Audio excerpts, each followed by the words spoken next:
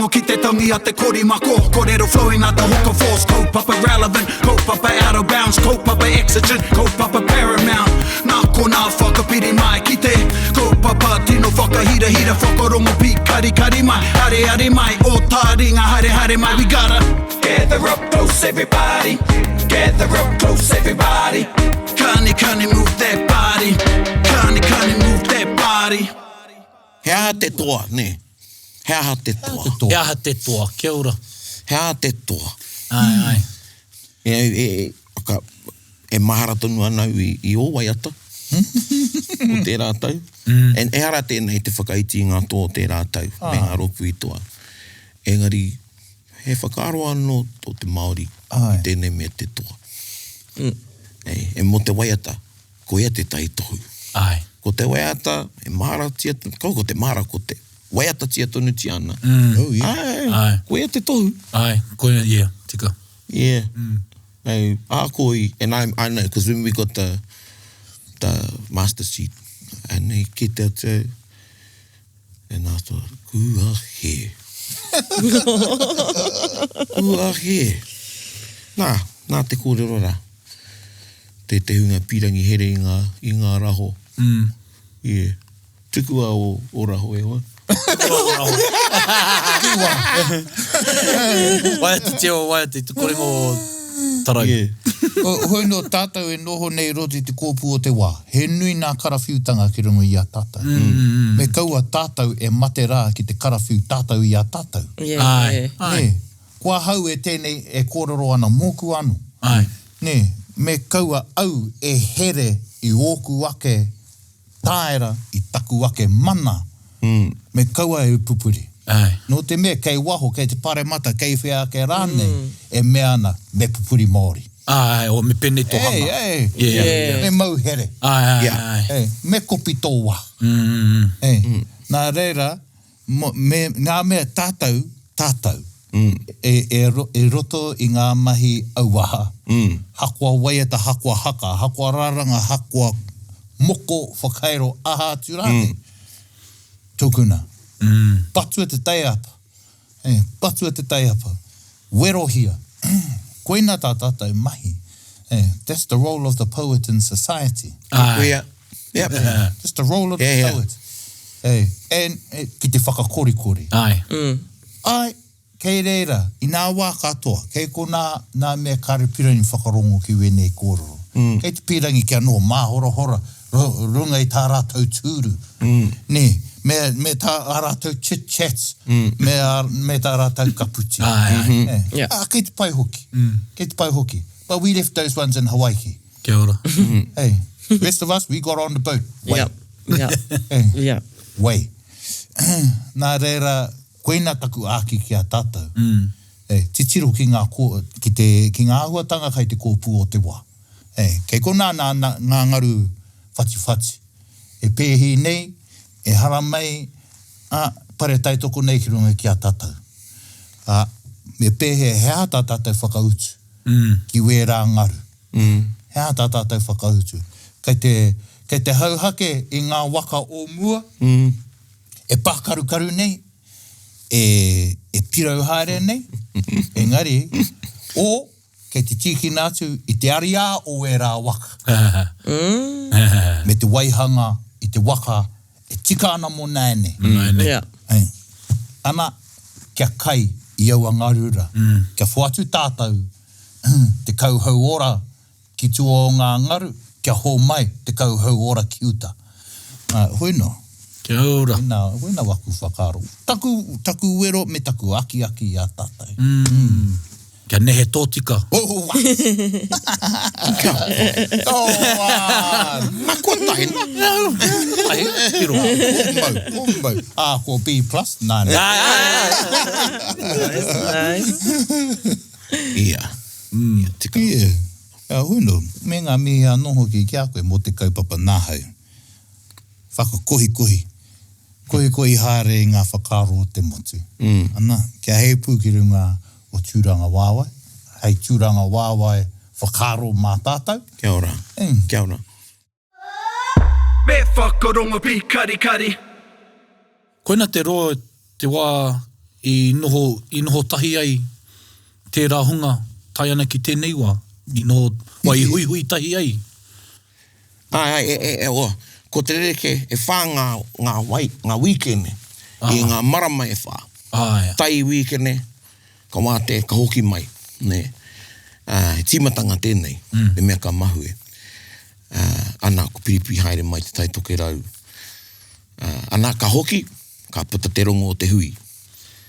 Ana, ka piki haere te nama. O te hunga ka tai mai ki te hui. And i pirangi au kia rongo te iwi o te kōpu o te wānei, pai tērā kōrero. I tērā wairua, me te noho tai. Pesi e tai o ngā rohe, kare puta. Ki te kore koe e whiwhi tūranga ki te matini, koe muti tō ao. En kare koe e tūtaki ki e tahi atu. Koe te o ngā rohe, kai ko nā noeho, engari, āno nei kei matara. Kare puta mai ki ngā kaupapa. Ko ngā kanohi ki te, te hunga pīki rāna i te wā, kuera ki te hunga ka tai ki ngā hui, e ne harai te mea he pai tērā hunga ki te whakaoki i ngā kōrero. He pai rānei ki te whakakori. Nei tiwi, no re ai tika, kuera tino, te matu haunga te kaupapa o te wānanga ko te kapāka, te aua te kapāka. Ka noho tērā hei tuāpapa, hei whāriki, hei hui ngā mō ngai ui. Kamatu ko te Māori o te nohotahi, ne? I ki koe he wānanga. He māma te ki he wānanga ingari. Ko tōna whakarite ngā koira te mea e wānanga ai. Ai. E tika tau kuro nei ngā rōpū, etahi e noho i roto i tō rātou ake ao. Kāre rātou rongo i ngā wero, i ngā mahana rānei o tērā o rōpū o tērā rohe. No re he pai tērā kōrero. Koe, kamitika ki te koe ngā kāri a e tahini rā. Māma noe. Tūtohu ai whakarere hapa. E tai me, tangata ua hau. Tukua kia re koe. Engari, kia kau koe pene. Kia koe pene. E rāhu tanga katoa. E tai me, kia ua, engari, ane te taiapa. Hea kui mohi ai koe ra taiapa. Ko hai kei te rātu taho te taiapa. Ka tai mai tī ka mea tī kei. Ko tai meu ki te āwhina i a koe ki te whakakuri te taiapa nei. Ana e kapai, ko tātou tērā. Ko tai ki te wā. Engari, ko te kaupapa, ko te kapāka, engari he nui ngā kaupapa i putai. Ana koe rā no te kapāka.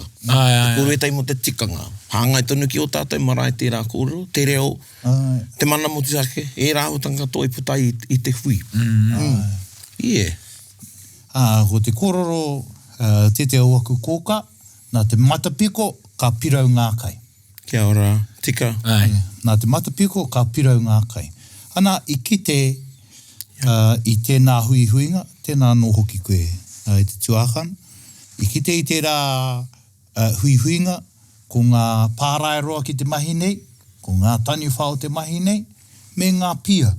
Ngā mea e pihi ana. Ngā rōpū hou, i te taha o ngā rōpū ko roa i roto i te mahi nei.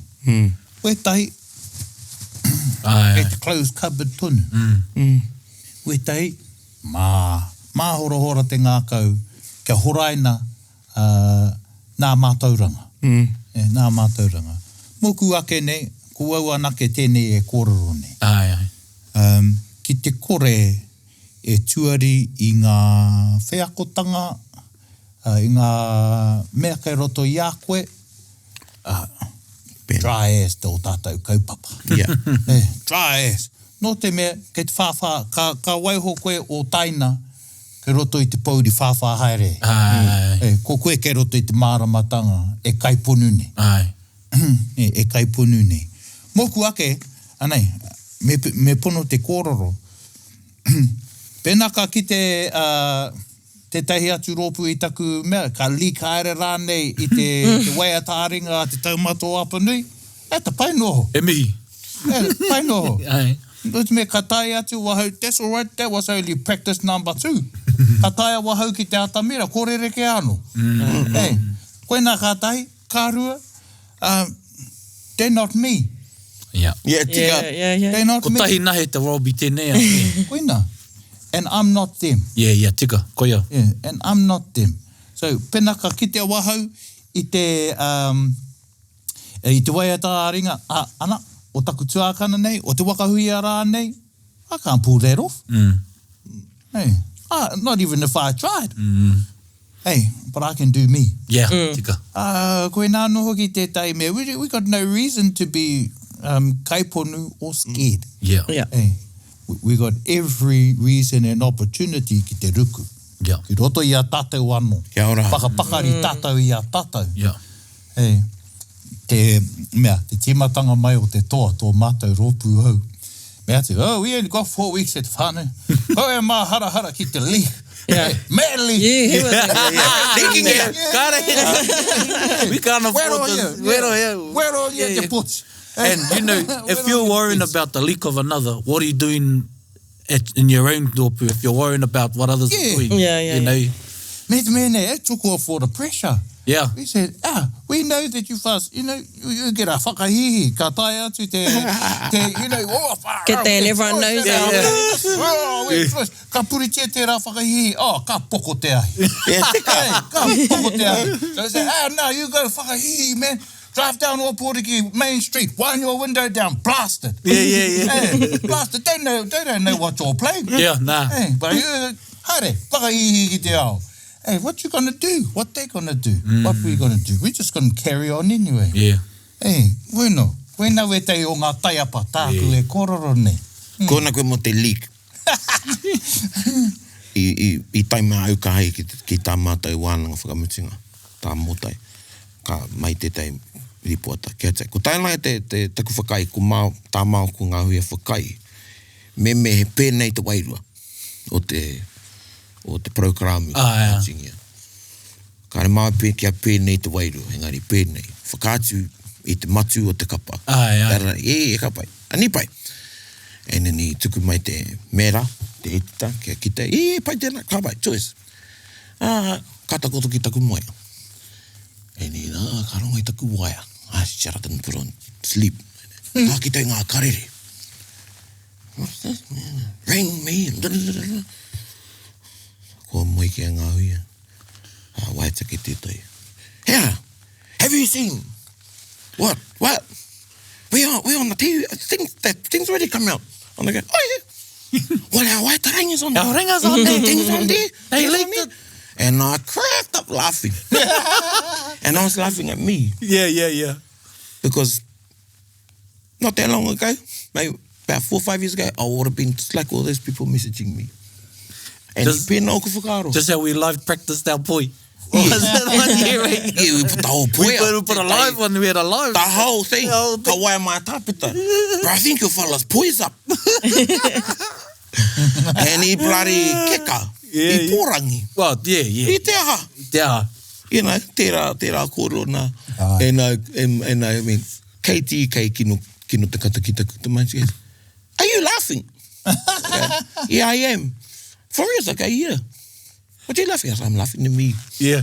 I says, kei te pai, waiho. Yeah. Me tētahi o anō i whakaro ana. Oh, well played, uncle. A bit of a teaser. Ai, pera. Too much, uncle. Tō rautaki. Mai ara te rautaki. And you know, what happens is, it usually plays into your hands, because ka mahi noa koe, you know, ka re koe i mahi te aha.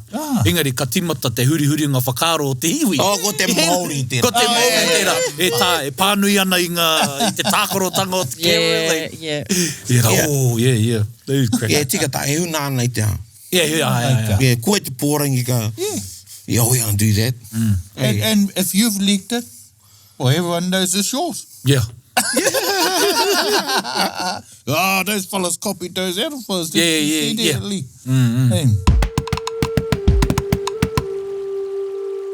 Ka hoki anō ki te kōrero, nā wā rānei te kōrero, knowledge is not knowledge unless it's been shared. Yeah.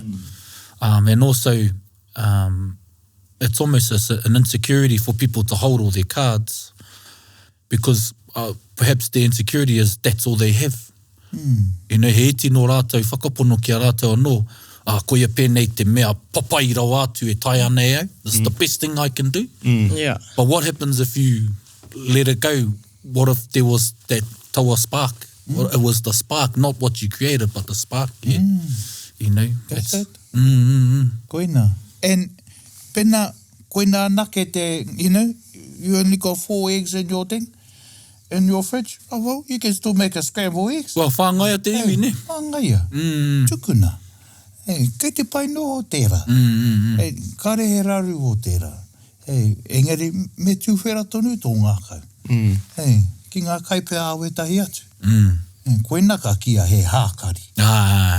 Ne, koina ka kia he hākari. Nā te raurau a tēnā. E nā, kau e whakamā.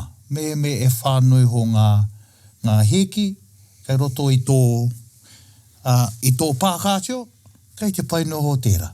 Hey, tiki nau au a whāheki. He kaitonu, he whakaro a tāhua. Koina tāku. Ko tupu tētai. You must be hungry, whāheki. Oh, yeah, nā e pai tērā. Yeah. I can live on eggs. E mo te sharing, you know, mo e rāhuatanga, te māramatanga o te apōpō. Kei ngā rōpu mā tāmua taua māramatanga. Ai. Ne. Māma noi ho te tiri. Yeah. E tau e rā taonga. Look for accommodation now, e kare. You're going to register for regionals. You might think you're not going to get in. And if you do, and you're on the last regionals, all the accommodation is gone. Yeah. You know, koe rā hoki. E māma ke te whakakore. Yeah. Tērā o te rapu. Yeah. You know, kia tau, pēnētai i te koroha te kihiau ki nā tanaka, me aku mihi ki nā atatai tamari ki rangatai. Karau i tai. I tai mai te rongo. Anyway, ko ki ke au ki e tai. Hai pai nui kia nō ki pōneke. Tuku e tai ki te pōwhiri. Ai. Tiro ia nā nama, ka ori te ka itiho rānei te nama te nō ki pōneke. I tēnā o te haere ki tēnā tārāno. Ki mai te tai. Shut up. Ko tai ki te muro te ai. We're looking for accommodation in Wellington. What did you say again? What did you say again? I says, ana. No re haunga te mai, haka nei ko nā... Ai. Nā whakaretere. Nā whakaretere te mera he māramatanga nui tērā. Yeah. And then, kia kaua tātou e kaiponu, i rāhuatanga, ka pēnei koe, ahera tērā i te mātauranga. Koera te mātauranga. Ai. Kia ki te rāno i tētai wā, ka hipu mai te tāhuatanga, ko tai rawhiti are te kuireo. Hipu mai te tai wāhanga, ka moe koe, heka, anei ke, ne. Nā e nui ngā tūponotanga, ne, ki ngā kapairoto i ngā tau, kei reira he māramatanga ki ngā mea kei te whai mai. Hey, you know, like that one, he just said, don't think going to sit in your whare tupuna for 12 hours is going to produce a waiata.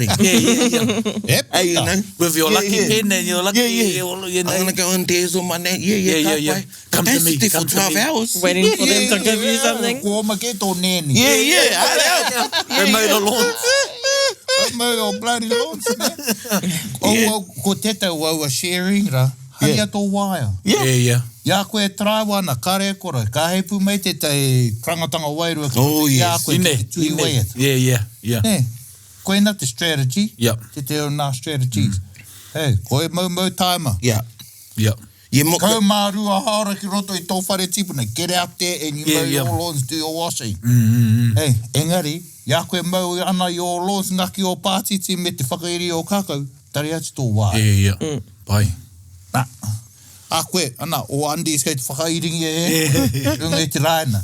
Tēnā pē ka takahi o mai. Te tai māramatanga. I te kōhau. E tika tau. E nai whānau mai tama i te mewi ngā kākau, and I was thinking about the point in kaira mai te haka. Hey, ka pai. Yeah. Hey. Te haka o te taumata wapu nui mai ki tōrere. I roto i te whare kai iko nei i te taonera, i Kirihiriro. Yeah, nua, i te kai tai te iuira. I roto ke rata e kai ana ku au, e haparangi ana i roto i te waka. Yeah. Ana kare iko te iko nā kapai. Kau mārima minute kumuti te haka. Ana ka hare au ki te kai. Kare koe mōhio, hei āwhea ka hika mai tō mea. Koe tahi wā, awa hau ka haere ki te pack and save. Ka kite, kei te mau aku mea. Me kei te mau aku mea, kei te moho koe, kei te titu waiata wahau. Ako au, kei te tiki atu toothpaste, te rānei. Ko te rangi kei te huri haere ki roto i au. Kei te hopu au i taua wātonu. Ka reo e tatari, I just gotta get my toothpaste there. Ko ma kei te rangi. Koera. Ko ma kei te rangi. Me hopu i taua wātonu ra. Wā poto ai. Oie.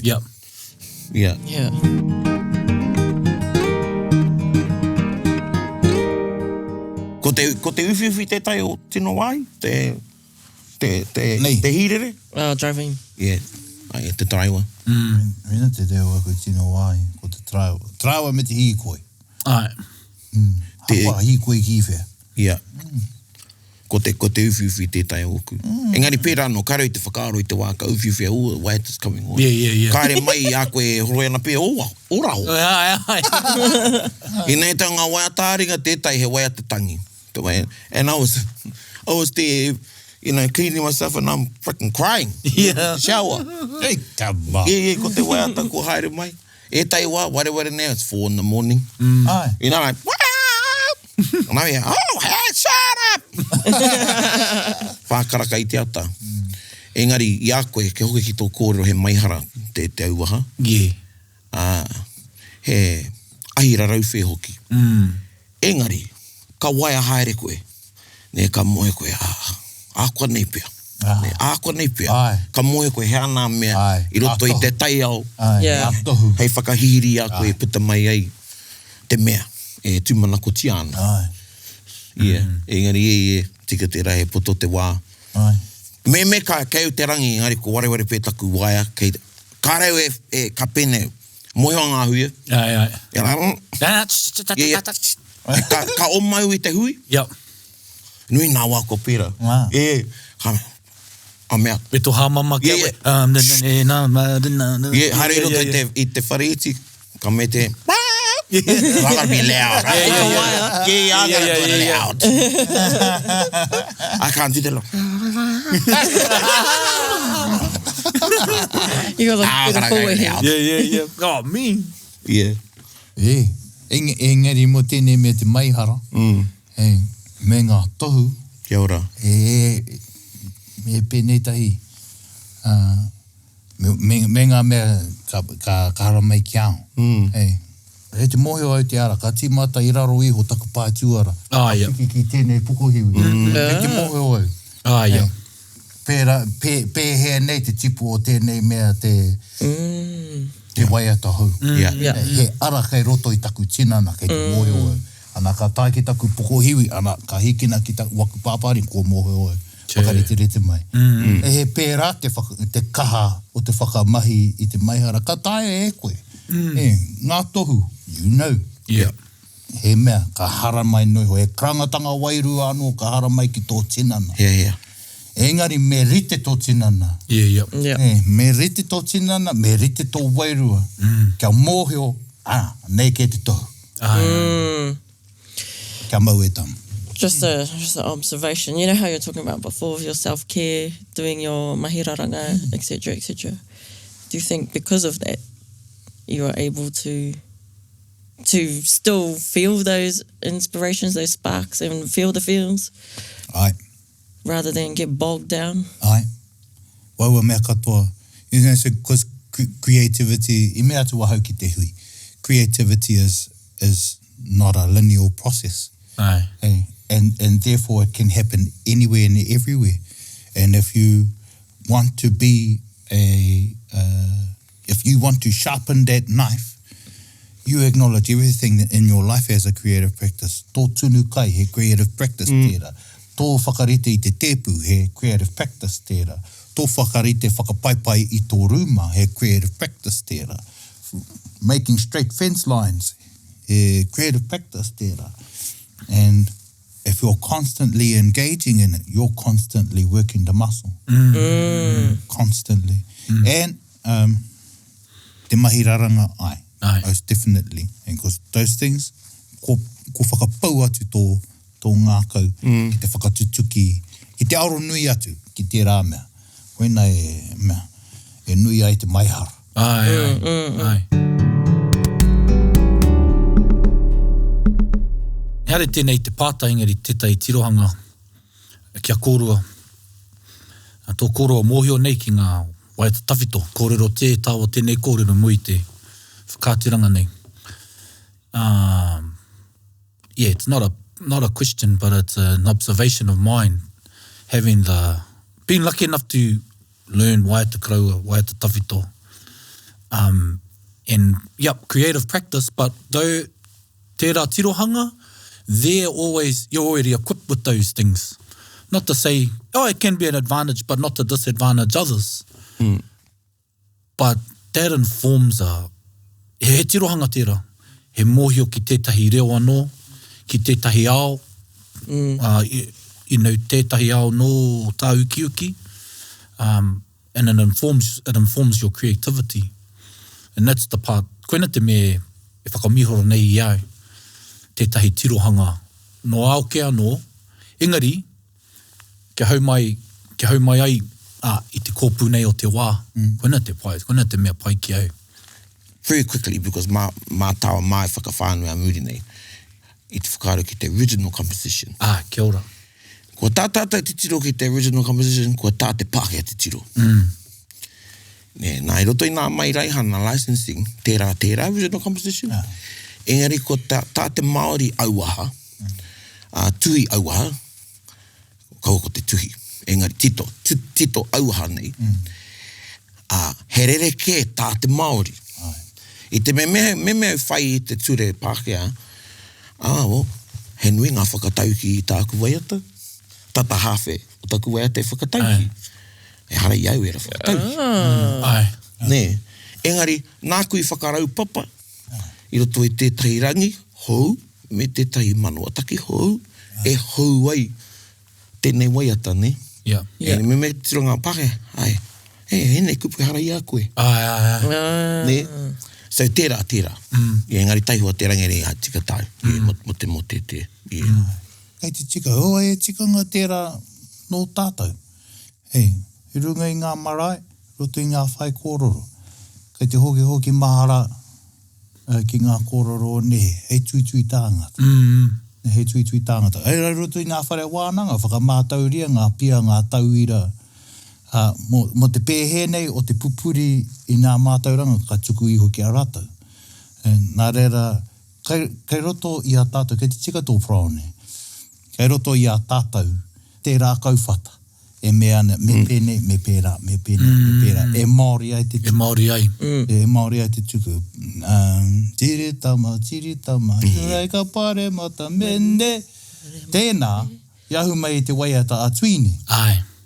Engari nāku i rā weke, kia eke ngia ngā kaupapa o te wā. Nā, e runga a tuini i te pahi.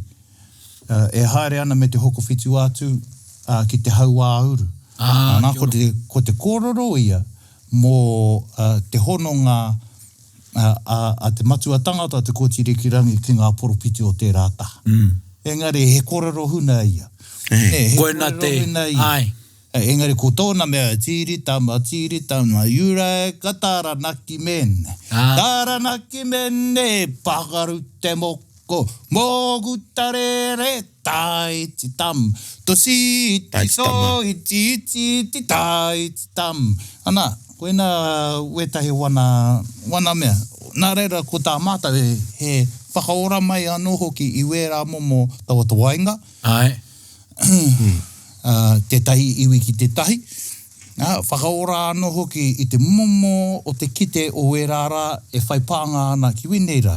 Because when you're creating, you're not actually creating in the past, for the past. Kei te titiro whakamua ko. Ngā wakatoa. Nā reira, ko ngā tito ngā tuini i te titiro mai ia kia ao. Kia ora. Hea taku mahi. Hea taku mahi. Wana karere katoa, moku.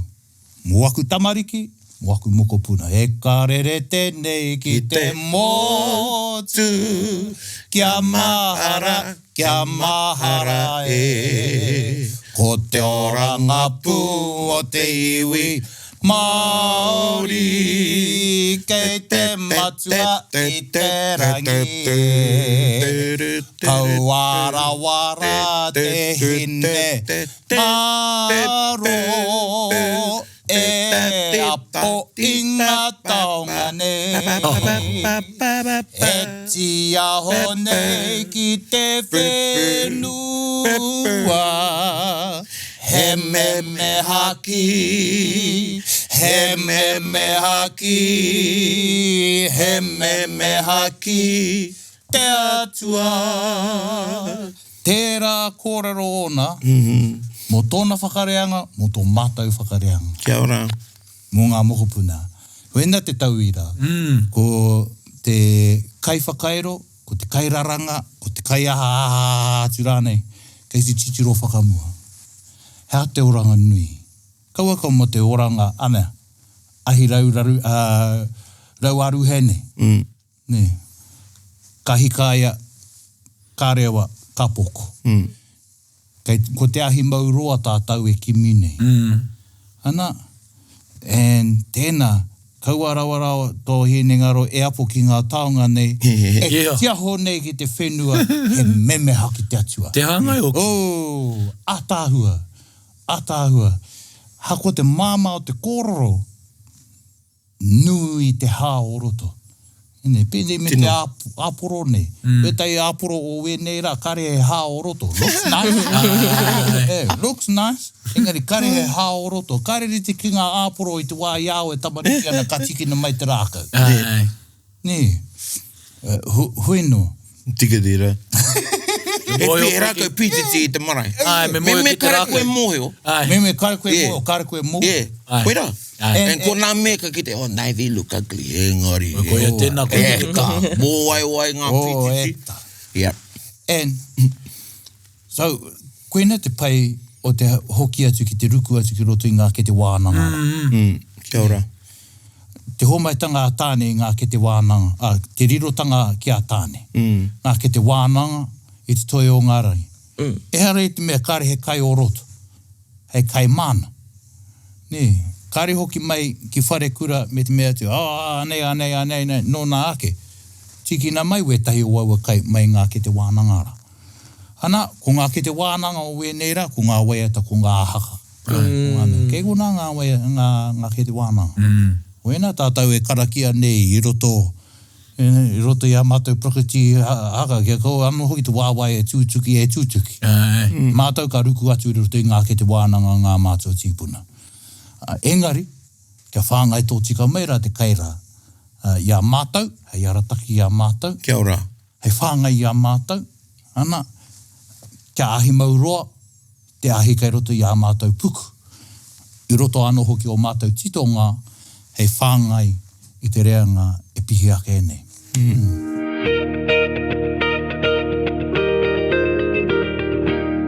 Pai tērā tirohanga e hoa. Te tātai e tito nei. He hoki mai ana tō kōrero. Whakatū tō kapa ki te aha, o te aha. Pērā no nā titonga, kia pono. Engari kia mātā mua te apopo. Koe nā te whakaaro Māori. Kāre te Māori e whakaaro mō nāno mō tēnei wā. Noi honei. Kia ora. Kāre te Māori e maharahara ko te rākau nā noi. Te kākano. Kāre e maharahara, kāre e kite i te rākau. Kau mai taua kākano. Me ana hua ne.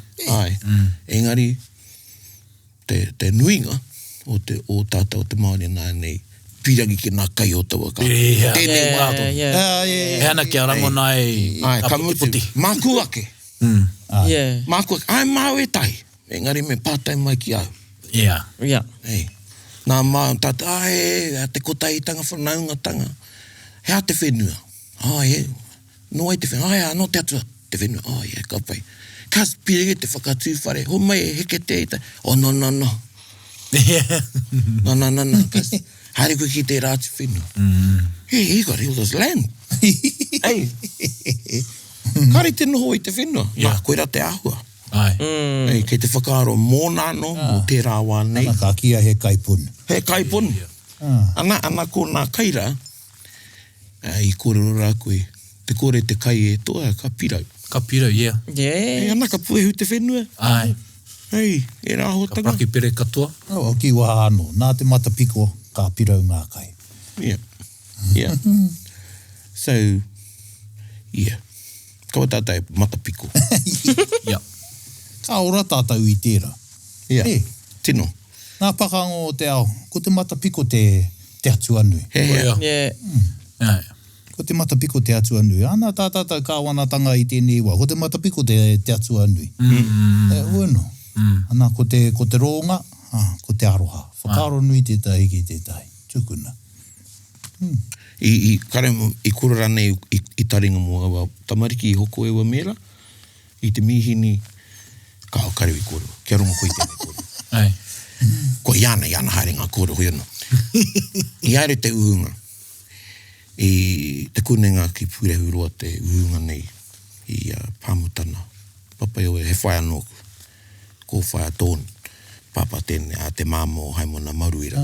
Ai. Ka huanga māua ai tō māua tātai mani apoto. Bueno, tai ki te uhunga. Ka purupuraki ngia te kuiara, ka haere te kai. Ia noa nei te kai, ki tau i nā kaumātua o te whare, inu Coke Zero ana, kai Coke Zero ana. Pata, we whana ke tō Coke Zero. Oi, mihini pai. I nā middle there, between nā whare kās, oi, twist. Hara tau, he kāri, it's tapio kād, hara tau. Ka tatatau ki te mihini rā, keira rā, Coke Zero, me ngā chips and popcorn. Oh, vending machine. Yeah. Tokori ma ngā tamariki Māori. Nā mea rātau hereri, piuta nei. Oi, he kōrero Māori hoki. E whea kai a koe, au kata 50 cent, na kai te kohi ngā mone. Kai te tiro ki nā kai. Nā rea tai ka hoko i taka Coke Zero. E nā koe ta tamariki wa, kia ora matua! E hoka nā koe teitea, oh, well, we got enough money ki te tere. I says, ka pai. Māku ako te kai hoko. Oh, ne, kia te, ai. Kia toru tāra. Kia taka, koe roto budget, kia tangata.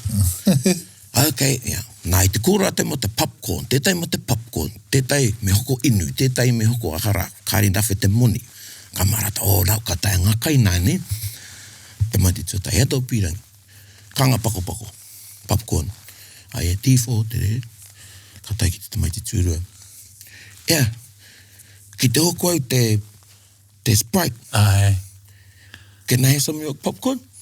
Ki te kōra. Yes. Nā? You want a Sprite, you buy a Sprite. Hea tō pirangi. Nō rea ta hea tō pirangi. Tīwho, popcorn. Ko i te popcorn.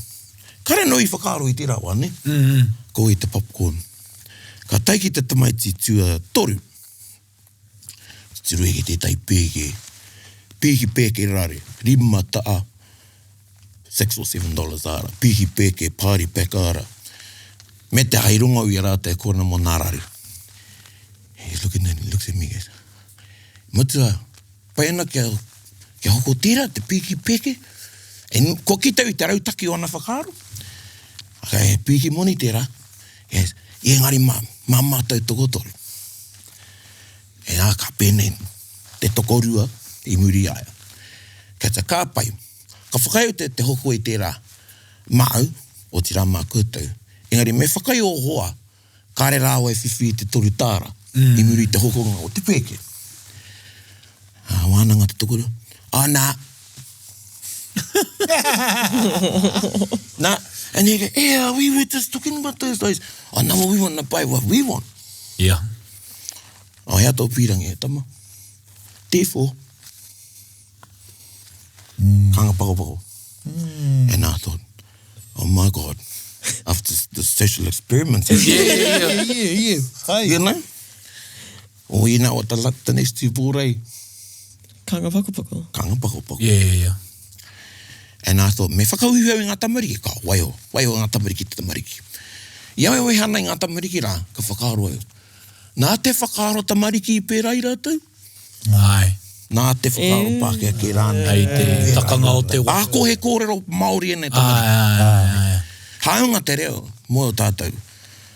ko tātou whakaaro, hene ngaro Māori, Ai. he menui tērā. Anyway, iau e hena, ka rungo e rata. Oh, this is what we should have done. Yeah, tūreiti. And e tai iwi, tūreiti e te iwi. Tūreiti e te iwi. Yeah. But he's been getting D4 for 30 years. O toa takitahi. Yeah. And eating popcorn. Eating popcorn. Some of them even got a salt on it. Yeah, ko maroke. Yeah. Well, we got heaps of D4s in our kaupapa. Yeah.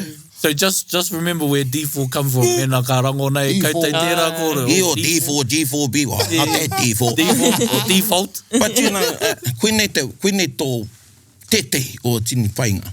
Iau he Māori tēnei. Ka hane te Māori kauponu. Yeah. Nā ai, ara e tei mātauranga tapu. Whakamātau I whakatapu ngia. Engari, ka taimai ana he rāwaho, mātakitaki tonu tohunga, me tika ana. Ka mōhio. E me tangata tika tēnā tohaina. Ai. E whera anu ngā whare wānanga. E re nāia nei, te Māori, ana, nōku tēnei. Yeah. Ka rohe rohengi o na mātaura. Yep. Nōku ene. Hey, and we were having popcorn. Yeah. Everyone gets a popcorn nowadays. Ne? Yeah. Haere tanga ki a tātou kaupapa. Aha kua te, te rawe tonu. E o e wetei wā, he reka te popcorn. Yeah. Hey, engari, 55 popcorns. Yeah. Yeah. Ka aroha ki a tātou. Pene hoki, karekau he kai ano. Ai. Koia. Ne, engari ko wehi. Ko wehi, ki te tuari kai, ana kia popcorn ki kona, ana kia Sprite ki kona, ana kia rare ki kona. Ko wehi. Kia raurau. And ko taitanga is unity, not uniformity. Kia ora. Kia ora. Yes. Koina te ko taitanga. Ai. Te mea o tēnā. Kororo te te o ngā paki ke o te kāinga. Mana motu hake kai te whenua. Mana Māori motu hake kai te tōpūtanga o ngā mana o te motu. Kia ora. Ni, ana, ko te mea o tēnā. E rereke, me rereke. Ai. Me rereke. Who wants just a whole 18 tables full of popcorn at a hakari? Ai. At least be multicolored popcorn. Like caramel popcorn. Butter, like butter. Yeah. But yeah. And kei te tika wahau kororo. I think we've freaked ourselves out and overthought things so much that, if we don't get a popcorn, we'll never have popcorn. Yeah. And that's got to do with kaiponu. Yeah. Okay? We'll never ever experience that. But you've got to have a whakapono, you've got to build a relationships, you've got to be open. Okay? And then, ka whiwhi koe te kiwi fruit. Ka whiwhi koe I te brawn nā tērā. Yeah, the brawn. Te kānga punga rehu a tēnā. Ate mea.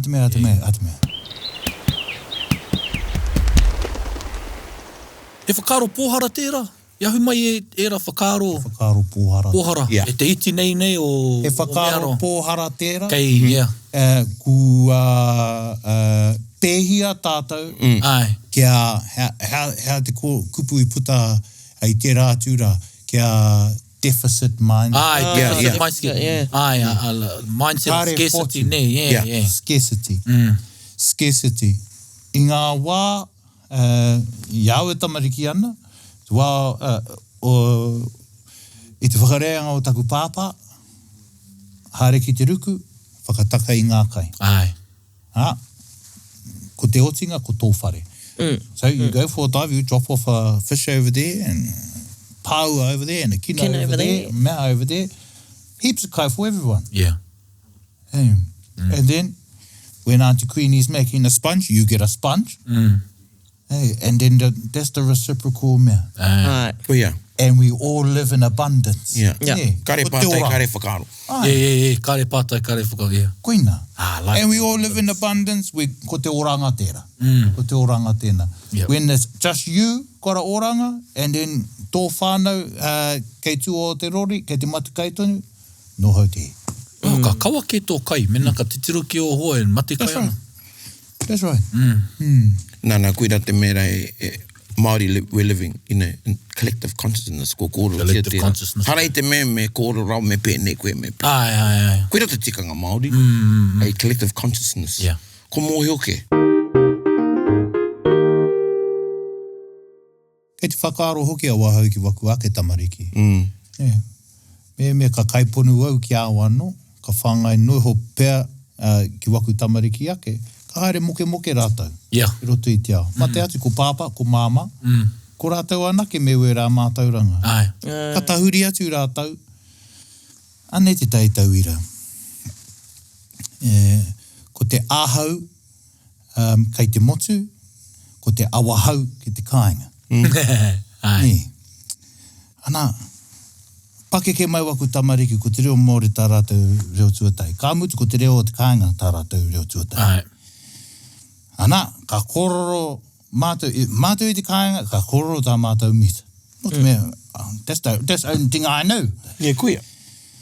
Hoi no, ka mea atu, ka tai ki te manu kororo. Mea paku noho i te kura. Taku tamahine roto i te kaupapara. Ka haere ki tōna mea, pāpa, hei te ture, ka pai, ka peka atu wabahau. Ka tūa ia, ka rongo i e kororan. Ka pene e, hea ki tēnei reo. Kei whetaka kōtiri. Ko ai koe. Pai, mutu ana, paki ngia, iriro i e te taonga. Ka pai, ka hoki e. Ase, a tēnā, eno, hea koe i ahau. Pāpā, ka korona mai, hea kei tō ngākau, hea koe i ahau, hea te kupu i te kāinga, ko te awahau. Hea koe i ahau. No te mea, ki te kōrerau i tērā, kare mōheo waku hoa, hea te tikanga waku kōrero. Nā ko nā wahau ka mōheo. Pena ku au ke te whāngai noho i waku ake tamariki, ka moke. Ka moke i te ara. Nē, kare au te whāngai i o i ngā whanaunga o waku tamariki. Kia ora. Kare au te whāngai i a rātau, kare au te whāngai i a rātau hoa, ka hare moke ku waku tamariki. Ka kīngia, ka hēngia rātau. Ai. Nē, Yeah. weird. Yeah. Engari, nōku te he. No te mea kare au whāngai atu. En koe nā anoho ki te tahi mate o te kaiponu. Ka tipu e tai whakaro rereke i roto i te kāinga, no ko nā take tēnei ārero. Me tēnei hene ngaro. Hoeno, koe nā wetai atu āhuatanga roto mai te kōpū o te wā ko TikTok ke te whakaako mai nā o au ke te noho ki ta kāinga. Koe nā wetai mea. Koe nā wetai taupatu o te wā. Yeah. Wāhi pai kia tohunga ai koe mā te TikTok. Yeah. Me ngā poi. Me ngā poi. Me whakarongo pi kari. Hea nā mea, i te mea tangata, i a koe whāngai ana, i te iwi nui tonu. Hea nā mea he whāngai a koe. Pai te. Hea nā mea he whāngai a koe. He māma tērā. He māma tērā, ko te noho tahi me taku whānau. Koe nā. No ki kei te mōheo tēnei. No ki tā māua marae. Kai chit. Kai. Pararaki. Pararaki me. No ki te tepu. Marae paper saves lives me. No ki te tepu me ngā tino whanaunga. Noho tahi. Koe nā noeo. Pahu, crack cups, whākraka i te apa. Yeah, that's use. Kei te pērāto. Yeah. Wete wā, we make a pew or make a kit, how it's rāne, planner this, planner that. Engari, koe nā te mea ka hoki mai te oranga, ki roto i taku puku. Engari, te noho, tapu ki taku whānau, taku kāinga, te taho aku besties. Like-minded, Kamutu he mahi tiri tērā mahi ei. Mai he pena he wā pai ki a koe, e pai hoki mō rātou mo te katoa, ka whāngai, ta whāngai, o ko rātou ke whāngai ana i a koe, ko koe whāngai hoki ana i a rātou. Me te menei tangata whakapono a wahau, tangata whakapono taku whānau, nui taku whirinaki ki taku whakapono, he kona anoho ki tētahi puna, waiu, ka utu ki atu, ka hoki mai te oranga ki taku tinana, ki taku wairua. Rei te mea hibi-jibi nei, atu rā nei. Engari kei te mōro. Hibi-jibi. Kala. I pērā waku tīpuna, i pērā waku pakeke. Ka titiro atu au. Hea tēnā mea. Ana, ka mauringa, ka tari atu ki te punara, ka tai au ka rongo i te reka o te wai ka taka mai i tērā puna whakapono. Kua ua mea kato, koena ka hoki mai te oranga ki taku tinana. Simple things. Kuia. Not highfalutin. Kuira. Haere ki rā wai, nā. Ko be o mohe o kaori reira. Kaori reira. Ko haere mātiro e tei wā, ka haere ki kuna mātiro haere. Engari ko ngā beaches a tāhua rawa, heta kei tu wā kai. Kuia. Ka mitu, te hunga ka, pai kia tāre ki tā wāhi. Ki tau e tau aku hoi roto i ngā tau haere hararei rā mātau. Te tiro tono ana ki ngā imera. Me kāri te pera kei te whakaro, ka 2 weeks aka, kei konei ki tō hararei. Kei konei ki tō hararei, me ako koe anai roto i te no Māori tau. Tētahi wāhi e Māori tau ai koe. Koera kei te tino wāhi. It's an illusion. It's an illusion. It's an illusion. E tai wā, plan. You've got to have a holiday from the holiday. Nui ki te mahi te holiday. Yes. Kari, whakapau wera, a whakapau ka whakaeke wera, kia taiki reira, the organisation. Organisation, And then your staff, when you get there, first 3 days is getting over the organisation of it. And then you think, and then you just get settled. Time to go back. Now you start, e maharara ki ana ki te toinga o te wā. I've only got this time. And your most restful part of the whole holiday was your airplane ride home. Well, you didn't have to think about anything. Engari, ko ngā whakāhua. Koe nei ki au te whakatā me te whakangā. E roto i ata tauhaka. Kia whakatā hoki au ia. Kia whakangā. Hea te reke au ai, whakatā te whakatā. Whakangā te whakangā. Hea te reke. Me marama koe. Hea te hurai e whakatāi tō ngā. E tāi tō ngā. Me ka kimi koe i tēnā wāhi. Kei reira te hararei. Kia ora. Nai whāngai te Māori. Māori te wairua. E rāhotanga. Kei roto i ngā mahi e kōrero ana, Rob Ruha, kei reira noa ua taonga. Taonga Māori nei. Hei, whakakahi a tātou. Kia pai ei te noho i tēnei ao. He tunu kai anoho ki te tai mea. Koena tēnei te tai me pai kia e. Koena anoho ki te tai mea. Pai kia ao. Ani ki au, nā te me he whakatutukinga. He otinga. Ka ki te koe te tai hua i o ake ringa.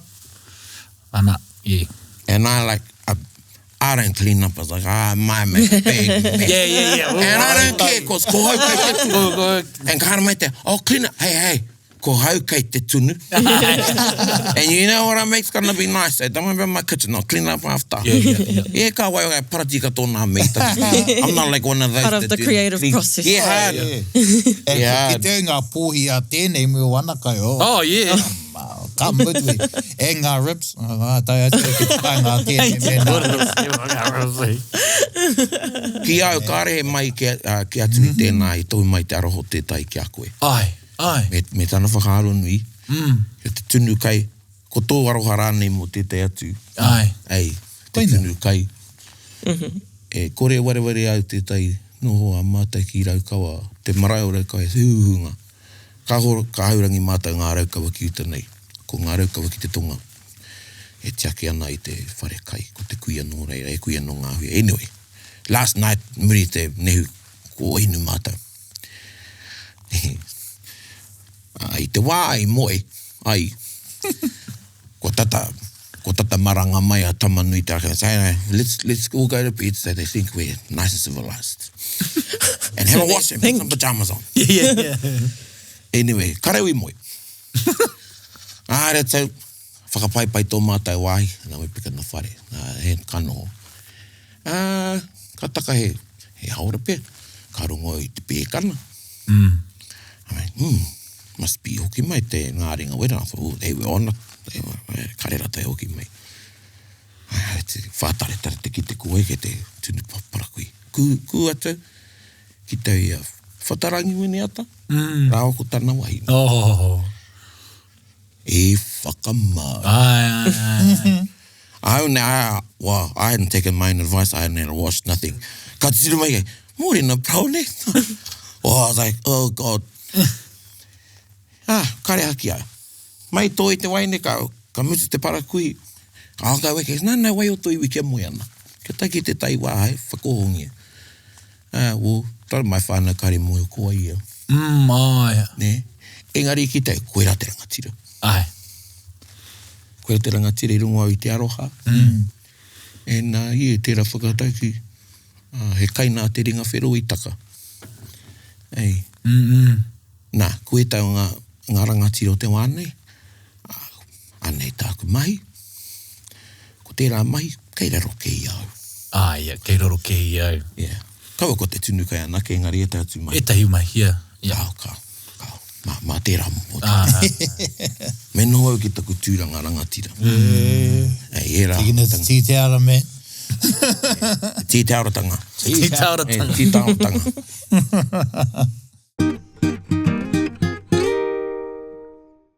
Engari, kei roto I nā waiata I mea nā, me tuku ki te wai wehe ai. Yes. Hey. Kia ora. E tuku ki te wai wehe ai. Yeah. Ana, kimi hea I te roonga.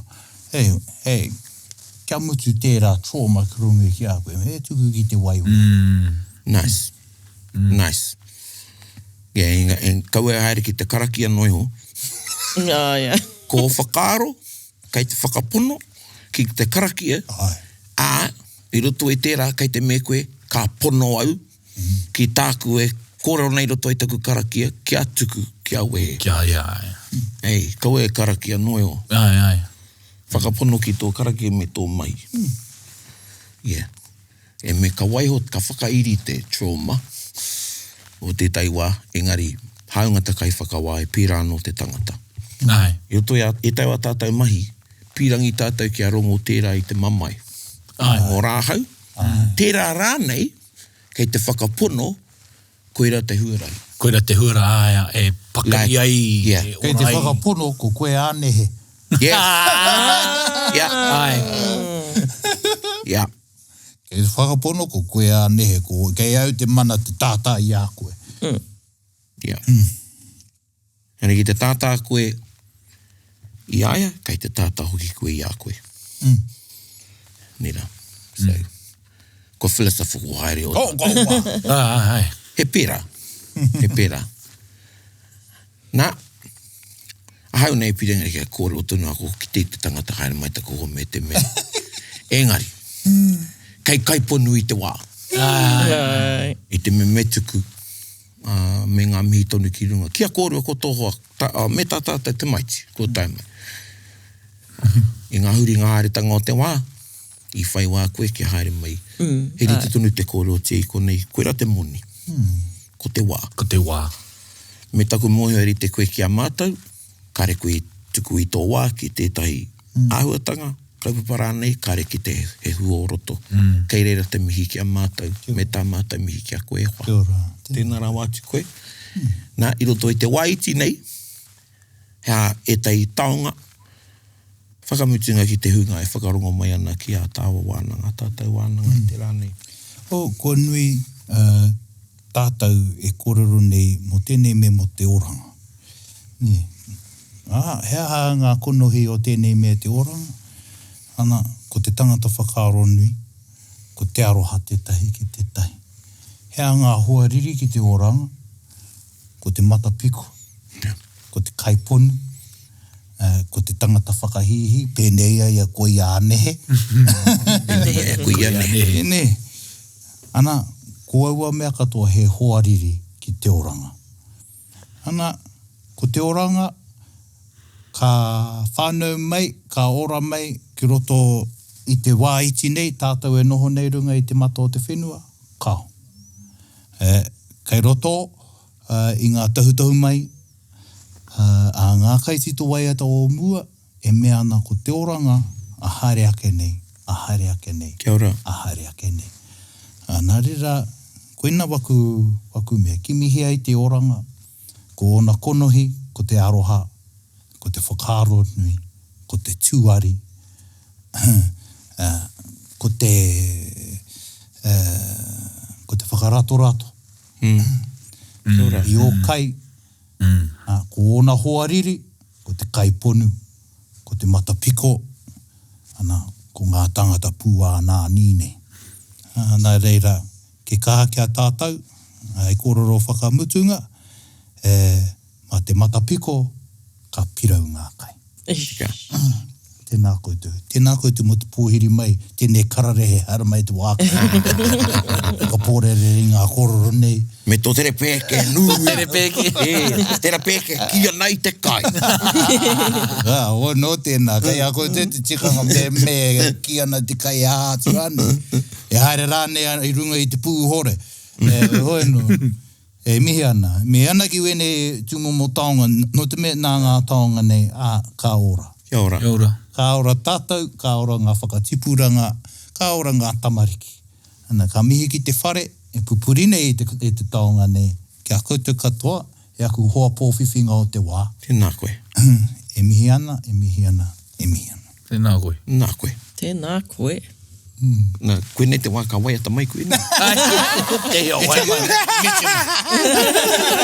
He's got waiata, he wants you to, want you to think on your creative process and... A taihoa.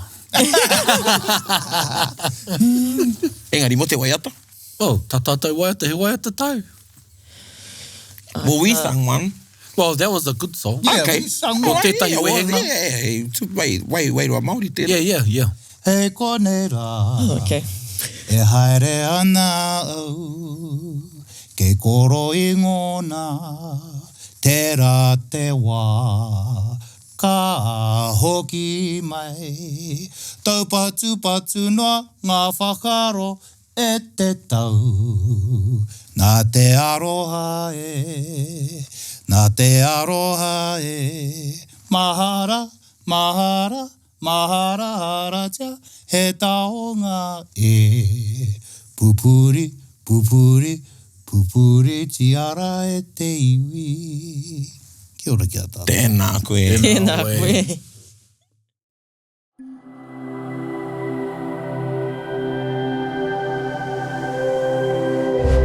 Ko te reo